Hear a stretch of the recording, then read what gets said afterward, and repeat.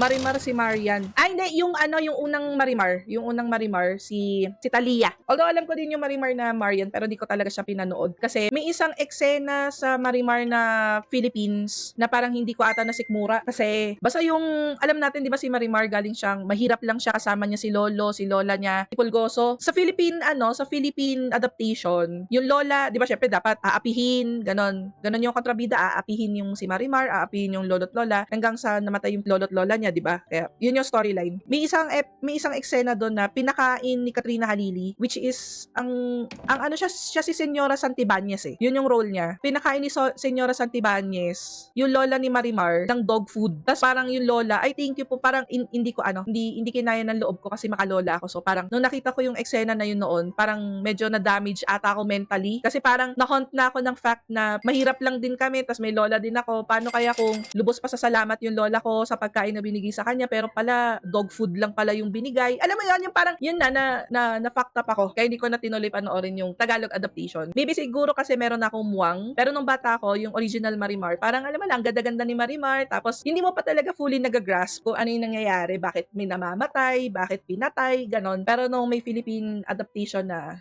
parang pinatay, kinawawa, parang medyo nakaka-apekto sa mentality, ganon. Kaya hindi ko na tinuloy pinanood.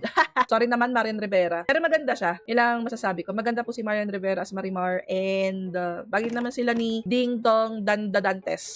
Pero yun, hanggang ngayon hindi ko pa rin makalimutan. Hindi ko pa rin makalimutan yung eksena na yun. Kaya siguro, kailangan pa mag-apologize. Kailangan pa talaga. Sorry talaga, baka nanonood po kayo ng stream ko, di ba? Okay.